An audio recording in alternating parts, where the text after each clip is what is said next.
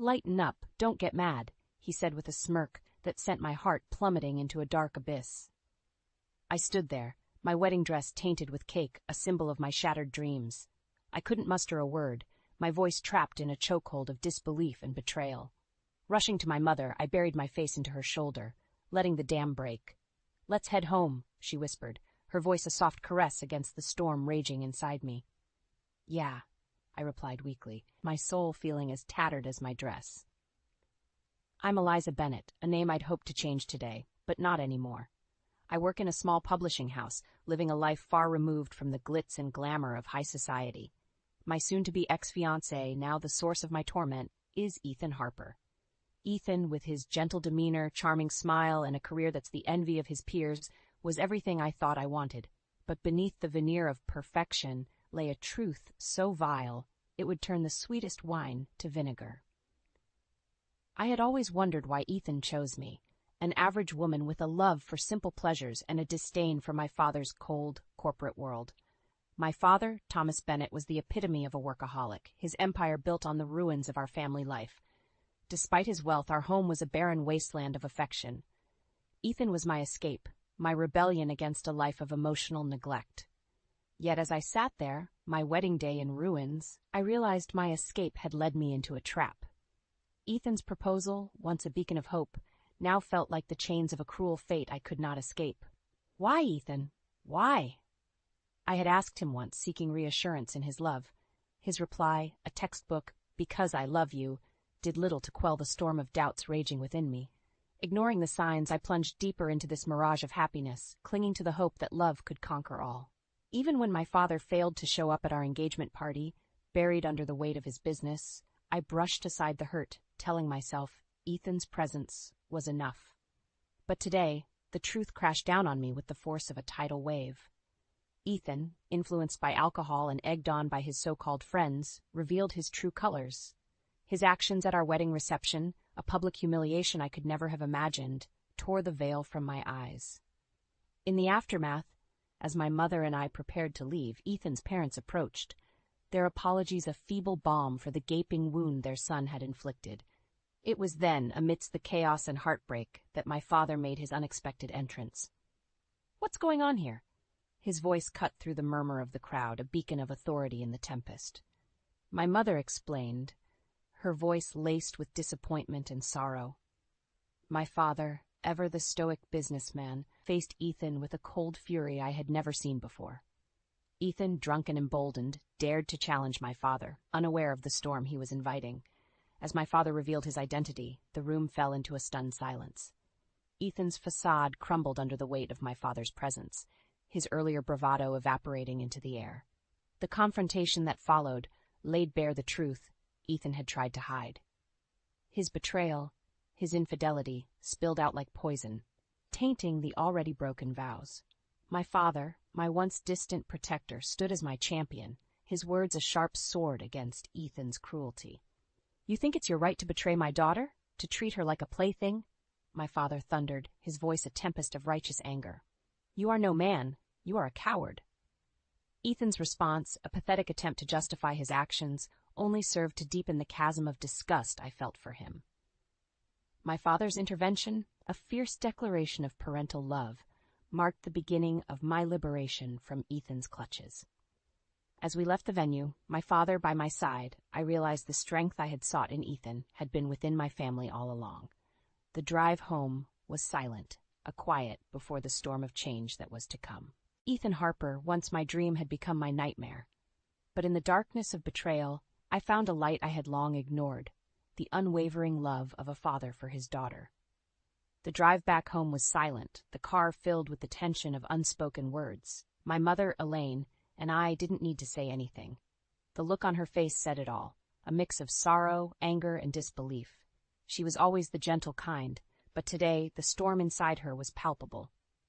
As we entered the house, the silence followed us, enveloping the space like a thick fog. I had just removed my coat when the doorbell rang, breaking the silence.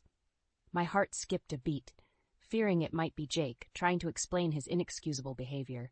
But when I opened the door, it was my Aunt Clara standing there, concern etching her features. "Elaine, I heard what happened. Are you all right?" Clara's voice was filled with worry as she stepped inside, her eyes scanning my face for answers. Before my mother could reply, I interjected, "How did you know?" Clara sighed. "Word travels fast, honey, especially when it involves the Johnsons."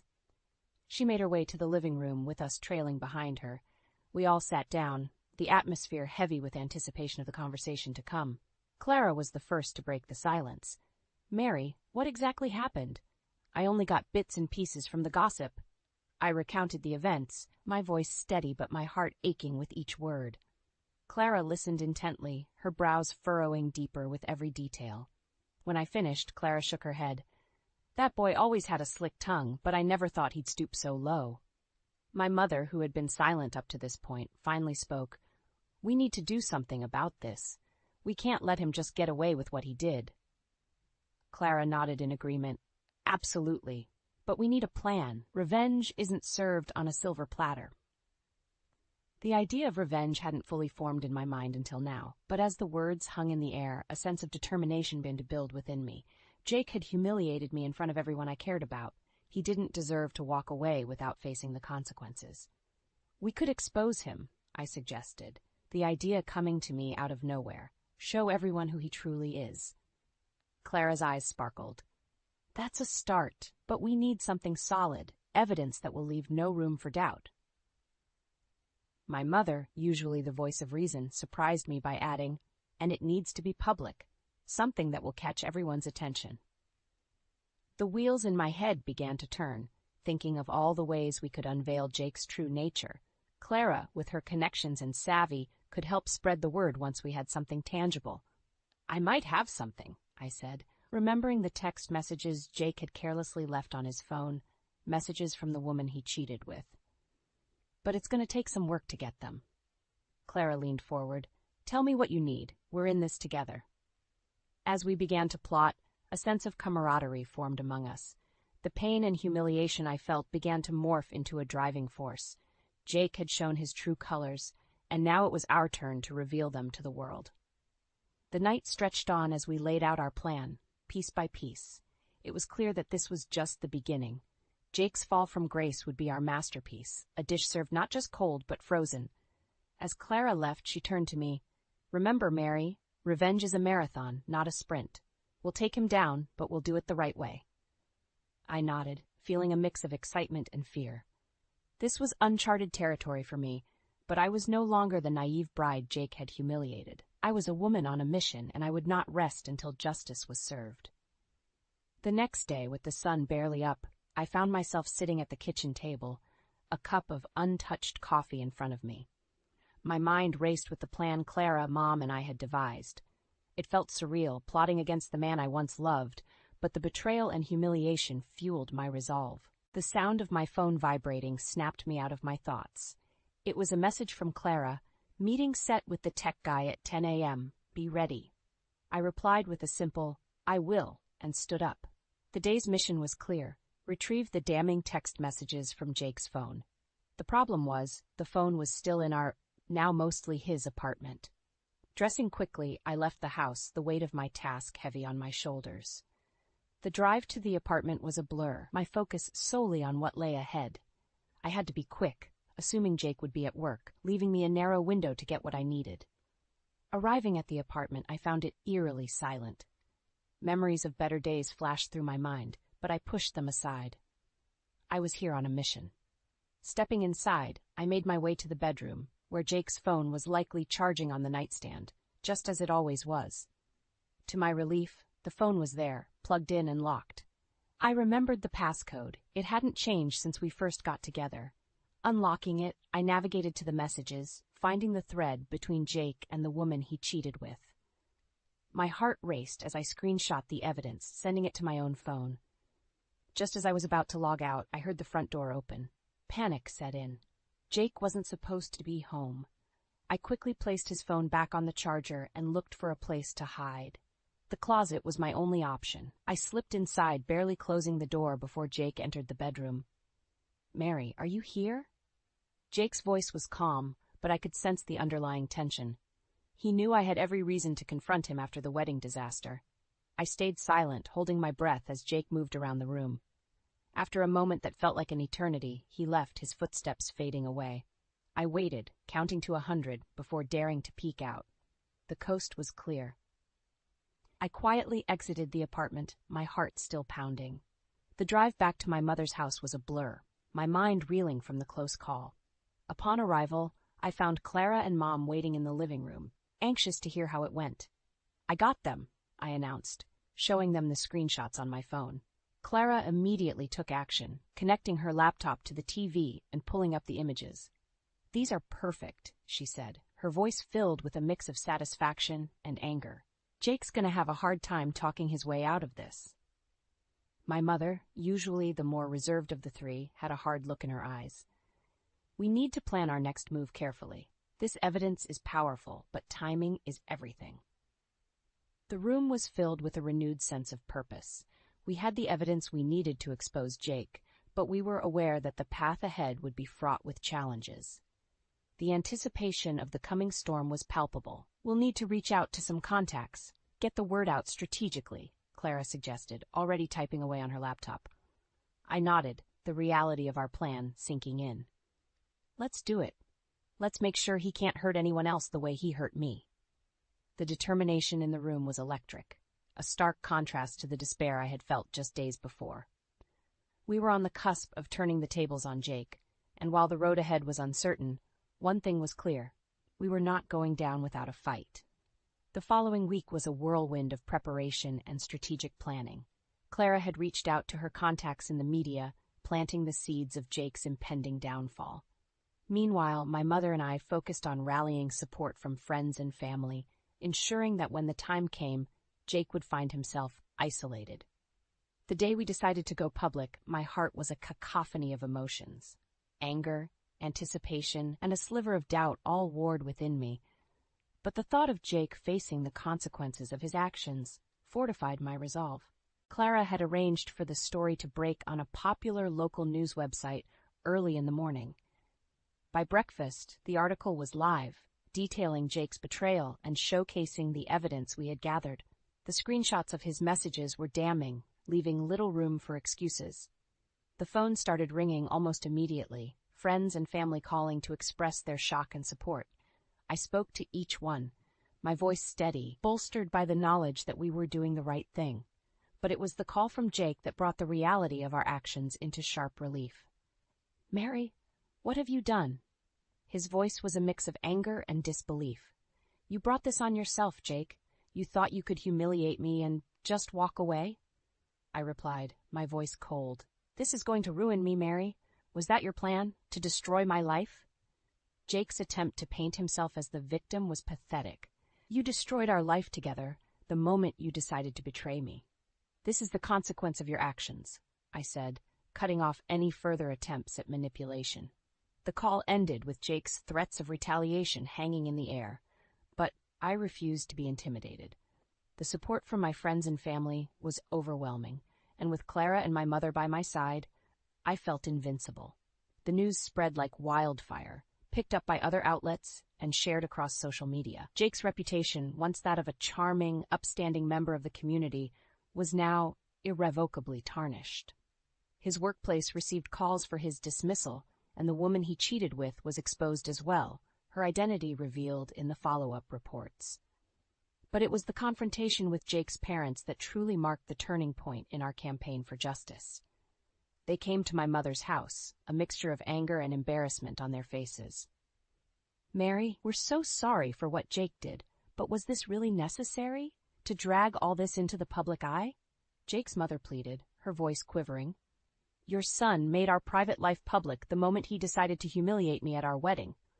"I'm just setting the record straight," I replied, my tone firm.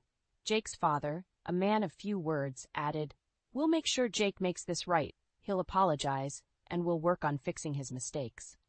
But I shook my head. "It's too late for apologies. I want a divorce, and I want Jake to face the consequences of his actions." They left soon after, a cloud of defeat hanging over them. It was clear that the facade of the perfect family they had tried to maintain was crumbling. In the days that followed, Jake's attempts to salvage his reputation were futile. The evidence was too strong, and the court of public opinion had already passed its judgment. My story was out there, a cautionary tale about betrayal and the power of standing up for oneself. As I watched Jake's world unravel, I felt a mix of emotions. There was no joy in his suffering, but there was a sense of justice. I had exposed the truth, and in doing so, reclaimed my life and my dignity. The chapter of my life involving Jake was closing, but I knew that the scars he left would take time to heal. Yet with my mother, Clara, and the support of those who stood by me, I was ready to face the future, whatever it may hold. In the wake of the exposé, the world I once knew had shifted dramatically. The community's reaction was divided, with most rallying in support of me, while a few whispered of overreactions and the sanctity of private matters. However, the overwhelming public opinion favored the stand I had taken against betrayal and deceit. The most unexpected turn of events was the call I received from an old friend, Lila, who had distanced herself after my marriage to Jake. Her voice was hesitant but sincere as she reached out. "Mary, I saw what happened. I can't believe Jake did that to you. I'm so sorry for not being there when you needed a friend," Lila admitted, her words heavy with regret. "It's okay, Lila. It was a tough situation for everyone," I replied, the past grievances seeming insignificant in the grand scheme of things. "No, it's not okay. I should have been there. Can we meet? I want to make it right," Lila insisted, a resolve in her tone that I hadn't heard from her in a long time.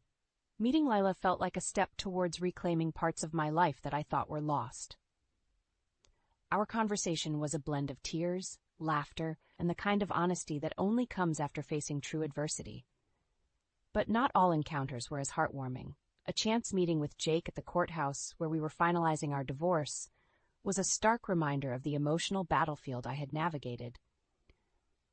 "Mary, please, can't we talk about this?" Jake implored, blocking my path as I tried to leave. "There's nothing left to talk about, Jake.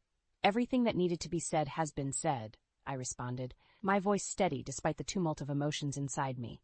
"But this public shaming, was it worth it, destroying everything we had?" Jake's voice cracked, a mix of anger and desperation tinting his words. "Destroying? Jake, you destroyed us long before the world knew. I just brought the truth to light," I retorted, refusing to let his attempt at guilt-tripping sway me. As I walked away, leaving Jake standing alone, a part of me felt the finality of that chapter closing. The divorce proceedings were brief, with both parties eager to put the matter to rest. The settlement was straightforward, and within weeks I was officially free from the man I once vowed to spend my life with. The aftermath of our public ordeal was a time of reflection for me. I poured myself into work, taking on new projects and challenges, each success a step towards rebuilding my confidence and sense of self-worth. One evening, as I sat at my favorite cafe, penning thoughts into my journal, a familiar face approached my table. It was Mr. Thompson, a respected elder in our community and someone I had always admired. "Mary, I've been following your story. It takes a lot of courage to do what you did," he began, his voice warm and encouraging. "Thank you, Mr. Thompson. It wasn't easy, but it felt necessary," I replied, touched by his acknowledgement. "You've shown a lot of young women in this community that they don't have to accept being treated poorly." "You've made a difference, Mary," he continued, his words imbuing me with a sense of purpose I hadn't realized I was seeking. As Mr. Thompson left, his parting words resonated deeply with me. The journey I had embarked upon, driven by a desire for revenge, had transformed into something far more impactful. I had become an unwitting symbol of resilience and empowerment, a role I never anticipated but now embraced wholeheartedly. The weeks turned into months, and life gradually found a new rhythm. The void left by my broken marriage began to fill with new experiences, friendships, and a deeper connection with my family. My conversations with my mother grew more profound, and Clara remained a steadfast ally, her unwavering support a constant reminder of the strength of true friendship. As the seasons changed, so did I. The bitterness and anger that once consumed me gave way to a newfound peace and determination to live a life defined not by the scars of the past, but by the possibilities of the future. Months had passed since the dust settled on the saga with Jake. My life, once entangled in heartbreak and revenge, now followed a new course, one of healing and self-discovery. However, the journey was not without its moments of relapse, where memories of the past threatened to disrupt the peace I had fought so hard to achieve. It was during one such moment, while I was at the local market, that I encountered Sarah, Jake's sister. She had always been kind to me, caught in the middle of a conflict she had no part in creating. "Mary," Sarah called out, her approach cautious yet genuine. "I've been meaning to reach out. I'm sorry for everything." I stopped facing her. "Sarah, you don't have to apologize. It wasn't your fault." She looked down, her voice a whisper. "I know, but Jake, he's my brother. I feel responsible, somehow." The sincerity in her words softened my resolve. "How is he?" I found myself asking, curiosity overtaking resentment. "Not good. He's lost a lot, his job, friends. He's a shadow of the person he used to be." Sarah's eyes met mine, reflecting a mixture of sadness and concern. The news stirred a complex mix of emotions within me. Despite everything, I felt a twinge of sympathy. "I hope he finds his way," I said, more to myself than to Sarah. We parted ways, but the encounter left me contemplative. I realized that holding on to anger was like grasping a hot coal with the intent of throwing it at someone else. I was the one who got burned.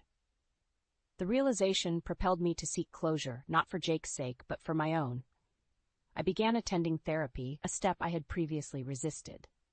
Opening up about the ordeal was challenging, yet with each session, I felt a weight lifting off my shoulders. It was during this period of introspection and growth that I crossed paths with Evan.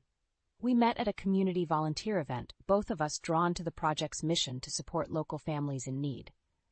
Our initial interactions were casual, marked by shared laughs and seamless teamwork. However, as we spent more time together, a deeper connection formed, one built on mutual respect and shared values. Evan was different from Jake in every conceivable way. Where Jake was charming yet ultimately deceitful, Evan was sincere and grounded. His kindness was not a facade, but a genuine part of who he was. One evening, after the volunteer work had ended, Evan and I found ourselves sitting on a park bench, engaged in a conversation that flowed effortlessly. "Mary, I've really enjoyed getting to know you. You're an incredible person," Evan said, his gaze locked with mine. I smiled, feeling a warmth spread through me. "Thank you, Evan. I feel the same. It's been a long time since I've felt this comfortable with someone." There was a pause, a moment suspended in time, before Evan continued. "I know about your past, and I just want to say I'm here for you, at your pace.